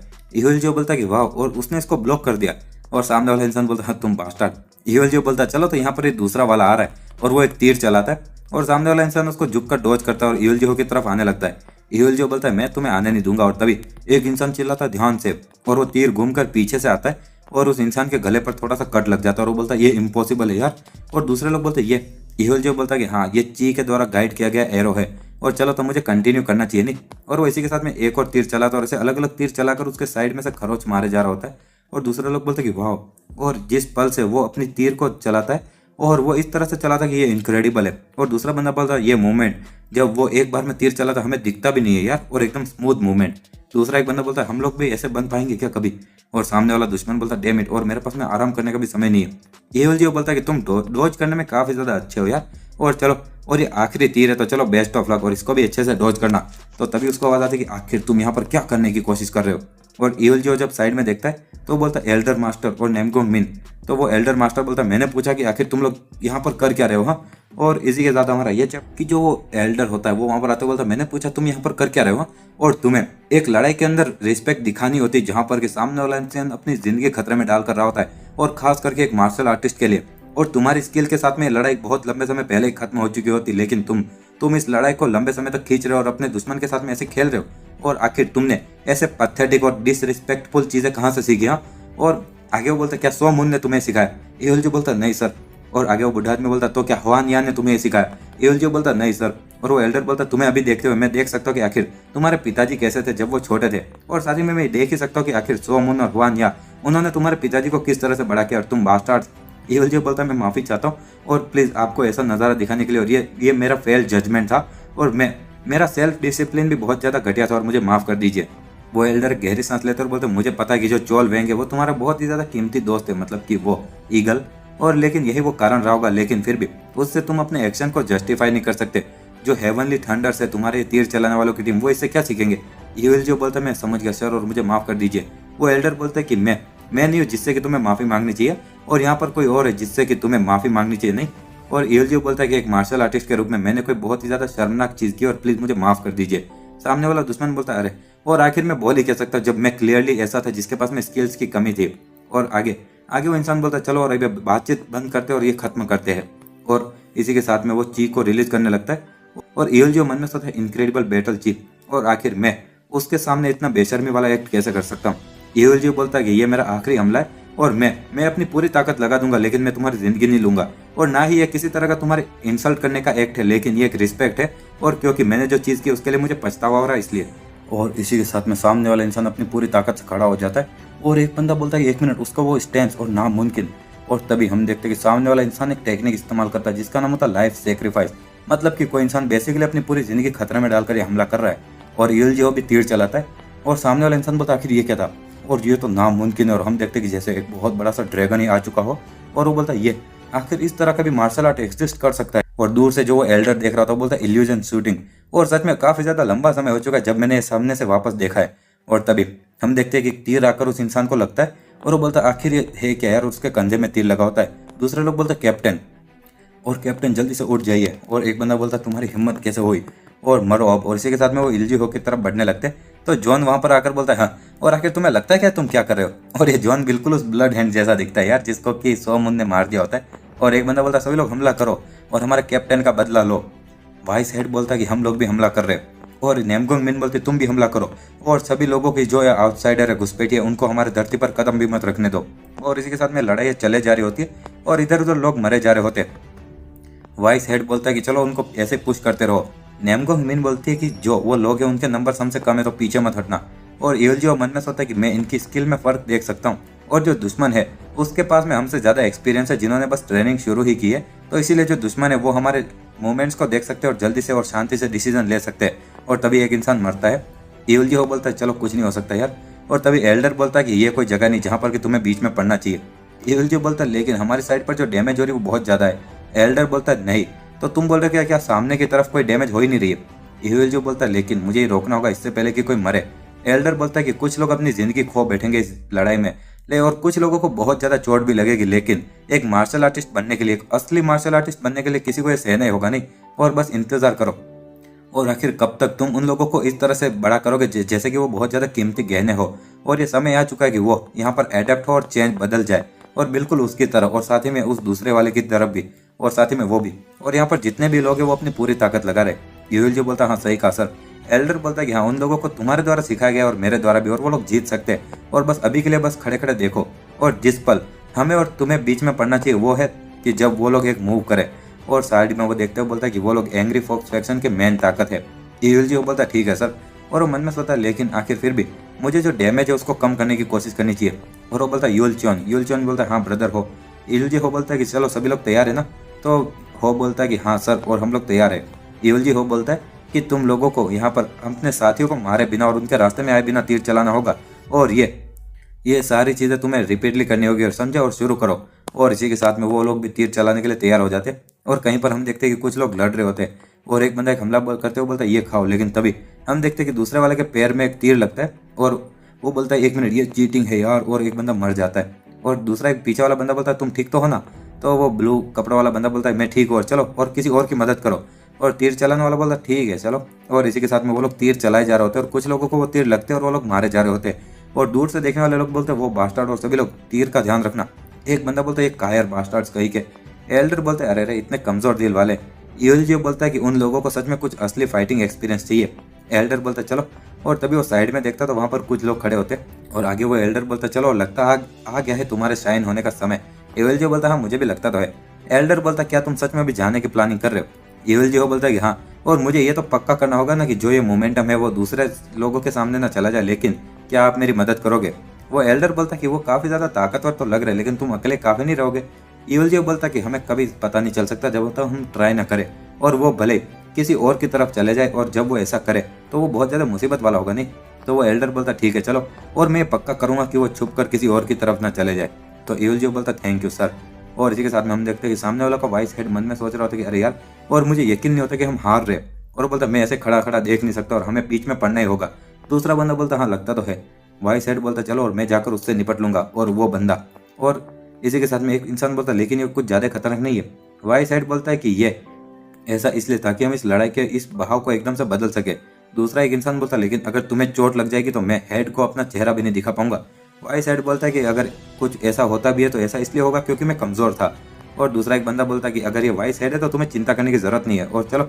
और दूसरा बंदा बोलता ठीक है चलो, लेकिन तुम लोग उसकी मदद करना। और पीछे 3 लोग होते हैं, वो बोलते ठीक है। और दूसरा बंदा बोलता मैं जाकर उस बुढ़े आदमी से निपट लूंगा, और चलो तुम जाकर अपने लोगों की मदद करो। तो वो बंदर जैसा इंसान बोलता ठीक है। और इसी के साथ में हम देखते हैं कि वहां पर कोई खड़ा होता है, और वो लोग देखते बोलते 1 मिनट रुको, और ये इंसान ये सच में एक रियल डील है यार। और वो दोनों जो लोग होते हैं बोलते अरे यार मेरी बॉडी, और वो एल्डर के शरीर से जो चीज निकल रही होती है उसके ओरा से ही वो लोग एक बार के लिए पीछे धकेले जा रहे होते। तो एक बंदा जोर से चिल्लाता है और एल्डर बोलता है ओह, और तुम सच में काफी ज्यादा स्किल वाले हो। सामने वाला इंसान बोलता है तारीफ के लिए शुक्रिया। एल्डर बोलता है ये सच में तुम्हारी स्किल्स तो काफी ज्यादा अच्छी है। सामने वाला इंसान बोलता है तो क्या मैं आपका नाम पूछ सकता हूँ? वो एल्डर बोलता है कि तुम क्वालिफिकेशंस को मीट नहीं करते हो। तो वो सामने वाला बंदा बोलता क्या? और दूसरा बंदा बोलता तुम्हारी हिम्मत कैसे हुई ऐसी चीजें बोलने की, और मैं इस बेशर्मी का तुम्हें जवाब चुका कर रहूंगा। एल्डर बोलता है कि शर्म, हाँ। और वो अपने हाथ से ही मतलब ऐसे आगे करता है और जो एक तलवार किसी के शरीर में होती है उसको उड़ाकर हाथ में ला लेता है। और दूसरे लोग बोलते हैं 1 मिनट, और डिवाइन रीजेंसी और अमेजिंग, और किसने सोचा होगा कि इतना स्किल वाला भी कोई होगा। और एक बंदा बोलता है क्या तुम हमें ताना मार रहे हो क्या? और इसी के साथ में वो बोलता है कि मैं तुम्हें मार डालूंगा, और वो एक हमला करता है। और वो हमला की जो स्वॉर्ड स्लेश होता है वो एल्डर की तरफ जाता है।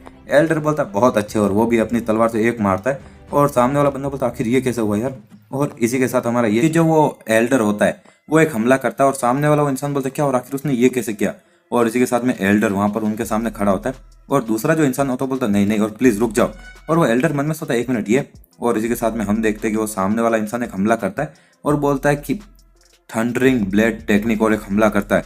और जब वो हमला होता है तो बहुत ज्यादा धूल वगैरह उड़ रही होती है, और दूसरा बंदा देखता रह जाता है। और हम देखते हैं कि जिस इंसान ने हमला किया होता है उसके मुंह से खून निकल रहा होता है। और एल्डर बोलता तो यही था वो। सामने वाला एक इंसान जो देख रहा था बोलता ना मुमकिन, ये तो हो ही नहीं सकता। और एल्डर बोलता तो और क्या तुम अभी भी ये कंटिन्यू करना चाहते हो मुझसे लड़ाई? और वो बंदा वहां पर घुटने पर होता है। दूसरा बंदा मन में सोचता डैम इट यार, और इसके जैसा एक मॉन्स्टर कहां से आ गया? और आगे वो पीछे देखते हो सोचता चलो तो एटलीस्ट, और वो वहां से मुड़कर पीछे जाने लगता है उन दूसरे लोगों पर हमला करने के लिए।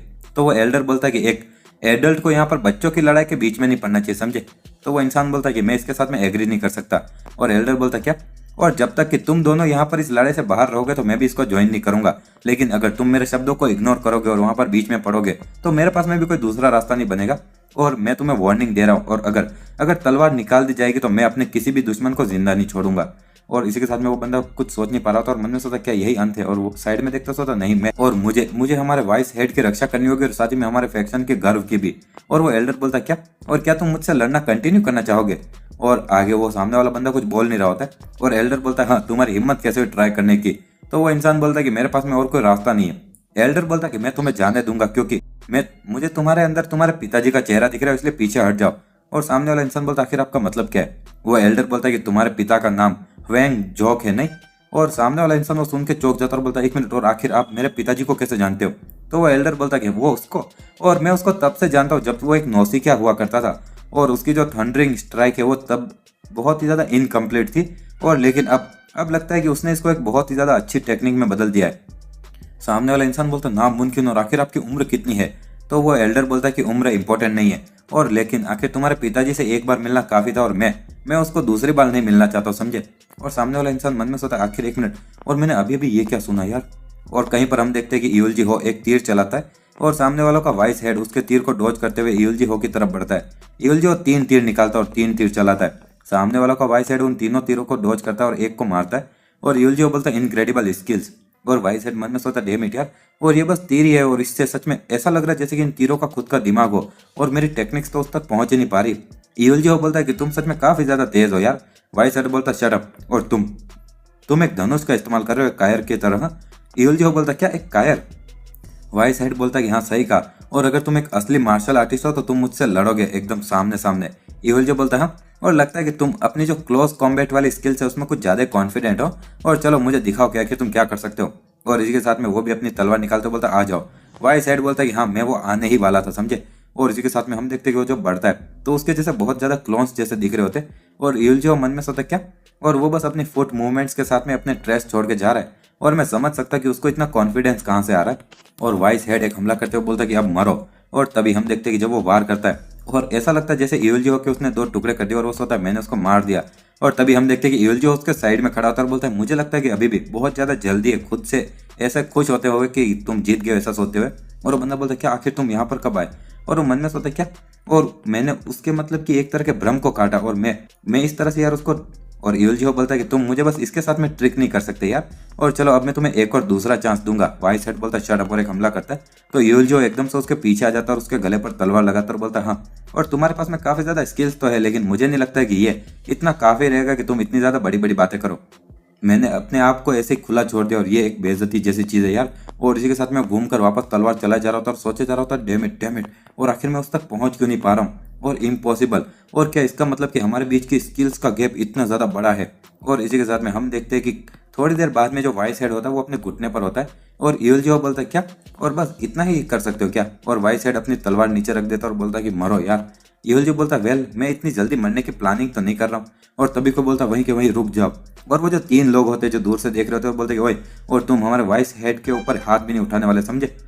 और ईविल जो वो देखते मन में सोचता आखिर ये सब क्या चल रहा है यार। और कहीं पर हम देखते हैं कि कैंग यू लड़ रहा होता है और मन में सोचता क्रैप, और मैंने उसको गलत जज कर दिया यार, और मुझे लगा था कि मैं इसको जल्दी खत्म कर दूंगा। और उसके सामने वाला इंसान बोलता आखिर तुम्हारा नाम क्या है?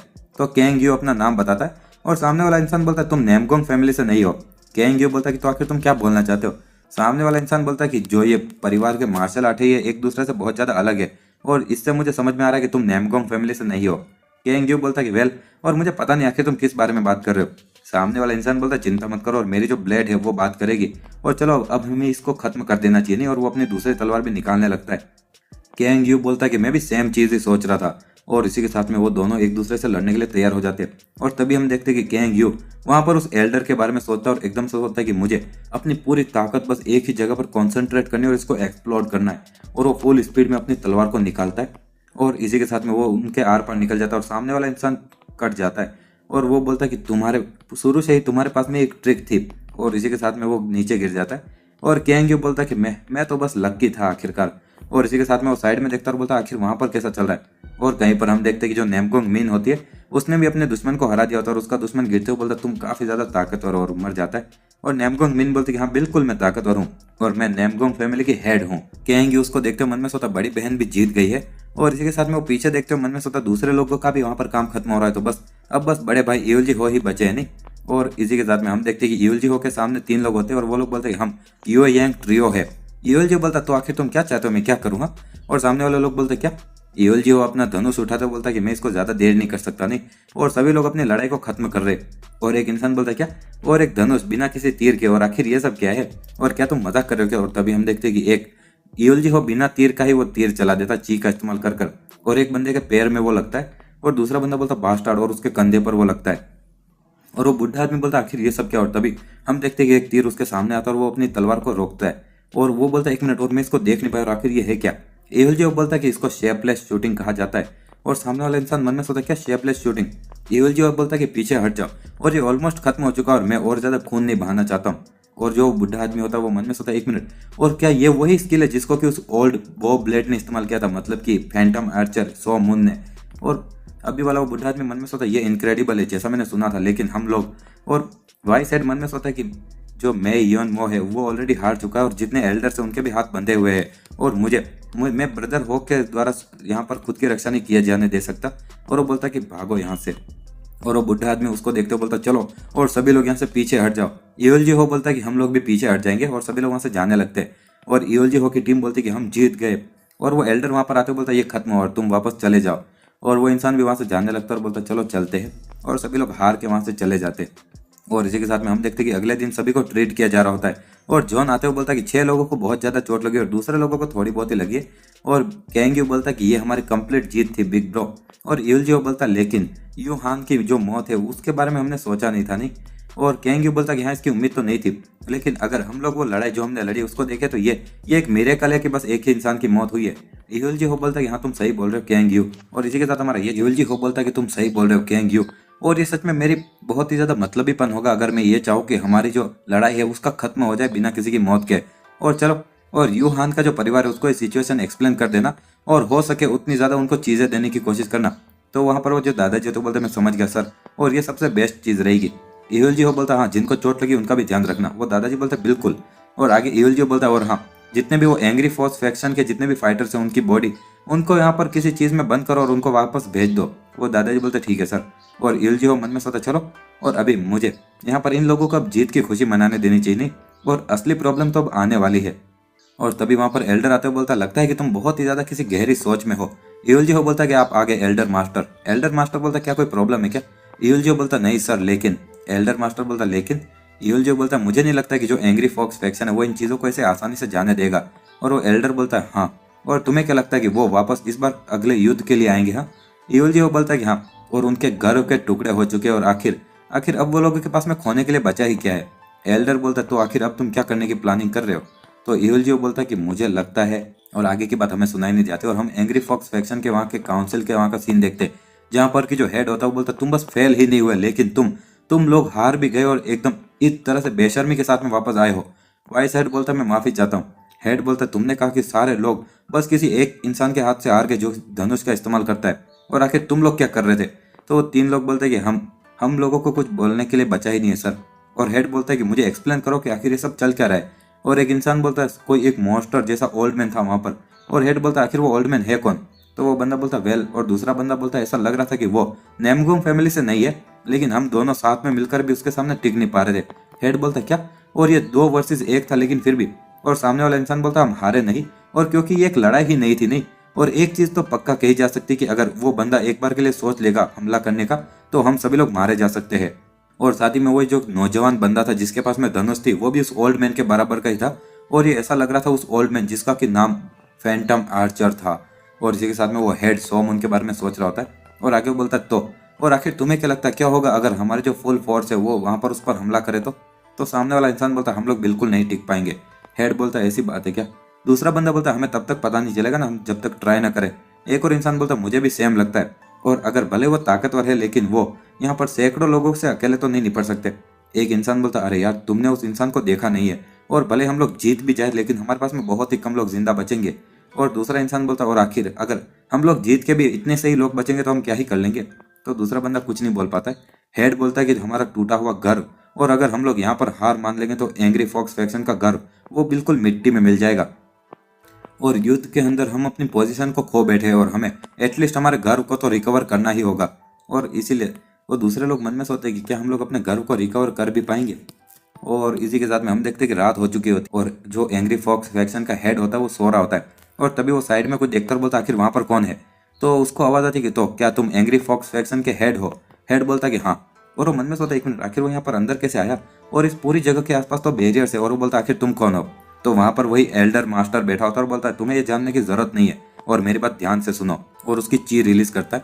हेड मन में सोचता इतनी ज्यादा ची, और बोलता है और आखिर आप क्या कहना चाहते हो? एल्डर बोलता है कि आखिर तू जो भी चीज करने की प्लानिंग कर रहे हो रोक दो। और वो हेड मन में सोचता ये प्रेजेंट, और वो बोलता क्या तुम नेमगोंग फैमिली से हो? वो एल्डर बोलता ओए, और अब जब तुम्हें ये पता चल चुका तो इसमें ज्यादा लंबा समय नहीं लगेगा, नहीं। और हेड बोलता है कि जो ऑर्डर तो ऑर्डर है और मैं उसको वापस नहीं ले सकता। तो एल्डर बोलता है ओ मैं तुमसे पूछ नहीं रहा था, हेड बोलता क्या तुम मुझे ऑर्डर दे रहे हो और मैं माफी चाहता हूँ, लेकिन मैं कोई ऐसा नहीं हूँ जिसको कि बस तुम ऐसे ऑर्डर दे सको। तो एल्डर बोलता और क्या होगा कि अगर तुम होते तो वो हेड खड़ा होता बोलता किस तरह की बकवास है।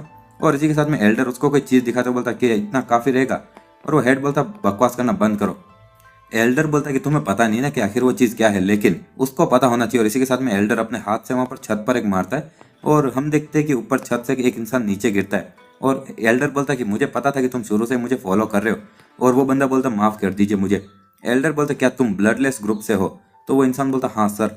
और हेड बोलता है क्या ब्लडलेस ग्रुप? और वो मन में सोचता आखिर ब्लडलेस ग्रुप यहाँ पर अचानक से क्या कर रहा है। एल्डर बोलता है कि तुम्हें पता है ना कि आखिर वो क्या चीज़ है? तो वो बंदा बोलता है कि हाँ। एल्डर बोलता तो तुम्हें यह भी पता चलना चाहिए ना कि आखिर मेरे शब्दों का असली मतलब क्या है। तो वो इंसान बोलता हाँ सर। और एल्डर बोलता ठीक है तो चलो अभी के लिए तो जा रहा हूँ। और हेड वहां पर खड़ा खड़ा सोचता है कि आखिर ये चल क्या रहा है यार। और हम पेचोन पैलेस के वहां का सीन देखते हैं और कोई बोलता अरे रे, और इस इवेंट्स की तो हमें उम्मीद ही नहीं थी, और आखिर ये सब कैसा रहा। और हमें पता जाता पेचोन पैलेस का ये अभी का लॉर्ड होता है और इसका नाम वी म्योंग होता है। और एक इंसान आते हुए बोलता है कि सर, और जो एंग्री फॉक्स फैक्शन है उन्होंने नेमगोंग फैमिली पर हमला करने का प्लान किया था, लेकिन उनके पास में जितनी ताकत है उसके साथ में, और अचानक से उसको मना कर दिया गया। और हमें पता जाता ये ब्लडलेस ग्रुप का लीडर होता जैंग। और वी म्योंग बोलता कि हाँ हाँ ऑफकोर्स उसको यही करना पड़ेगा ना। और वो मन में सोचा अगर मेरे पिताजी को ये बात पता होती कि अगर कि वो इंसान अभी तक जिंदा है, वो एल्डर, तो वो सच में बहुत ज्यादा खुश हो जाते यार।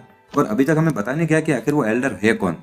आगे पेचोन पैलेस का लीडर बोलता है कि ओए ब्लडलेस ग्रुप के लीडर। तो जैंग बोलता है कि हाँ सर।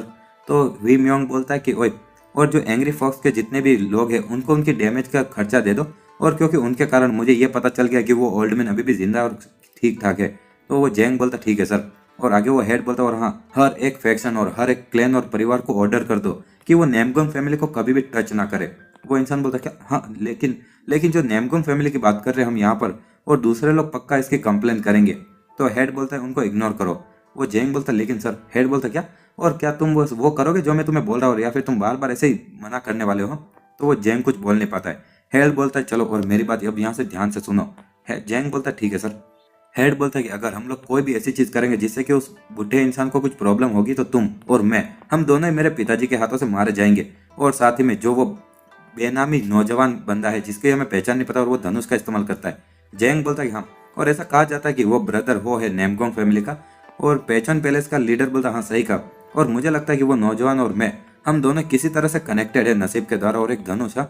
और चलो, और आखिर मैंने तुमसे जो चीज़ कही है वो एक ऑर्डर है, और चलो पक्का करना, इसको फॉलो करो। जैंग बोलता ठीक है सर।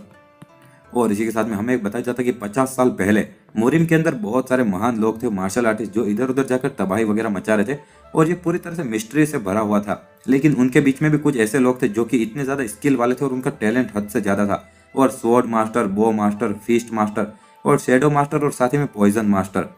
और ये जो पांचों थे इनको 5 लॉर्ड्स ऑफ कैंग हो कहा जाता है। और अभी कई सालों के बाद में इतने जो साल गुजर गए और कुछ राजा थे जिनको कि 5 लॉर्ड्स कहा जाता था। और इसी के साथ में हम हुआंग बो फैमिली का सीन देखते हैं जहाँ पर कि कुछ मीटिंग हो रही होती है, और एक इंसान बोलता है चलो सभी लोग बिजी होंगे और आखिर चल क्या रहा है। तो आगे हमें बताओ, तो एक बंदा बोलता ठीक है पिताजी। और वहाँ पर जो बुढ़ा आदमी होता है वो होता है हुआंग बो फैमिली का पिछला हेड, और वो अभी का फीस्ट लॉर्ड होता है हुआंग बो जैंग। और अगर तुम लोग इसको जानते नहीं तो ये वही जिसको कि सो मुन ने एक बार बचाया था पेचोन पैलेस से। और एक इंसान जो अभी का हुआंगबो फैमिली का हेड होता है वो बोलता है कि मैंने कुछ फैमिली मैटर्स को डिस्कस करने के लिए बुलाया। तो पिछला वाला हेड बोलता है कि हाँ, और अगर ये फैमिली मैटर है तो तुम लोग ये खुद से ही निपट सकते हो ना, मेरे जैसे एक ओल्ड मैन के ओपिनियन की क्या ही जरूरत है। तो वो उसका बेटा बोलता नहीं, और ये 5 महान परिवार के इकट्ठा होने की बात है। तो दूसरा वो बुढ़ा आदमी बोलता है क्या तारीख सेट कर दी गई है? तो दूसरा इंसान बोलता है हाँ, और ये अगले मिड ऑटम के फेस्टिवल के दौरान रखी गई है। और एक और इंसान बोलता ओह ये तो बस 2 महीने दूरी तो है, और क्या इतना समय काफी रहेगा? दूसरा इंसान बोलता चिंता मत कीजिए सर, और मैंने ऑलरेडी इसकी तैयारी शुरू कर दी है। और वो ओल्ड मैन बोलता है हाँ, तो इसका मतलब कि तुमने ऑलरेडी सभी दूसरे परिवार को इन्वाइट भेज दिया है? तो वो इंसान बोलता हाँ मैंने किया, और साथ ही में ओल्ड मैन बोलता अगर मुझे बताओ आखिर तुम्हारे दिमाग में क्या, और इसी के साथ हमारा ये चैप्टर भी यही खत्म होता है। अगर आपको वीडियो पसंद आती है तो लाइक शेयर एंड सब्सक्राइब कर देना। मैं डेली इसी वीडियो लाता रहता हूँ। Thanks for watching.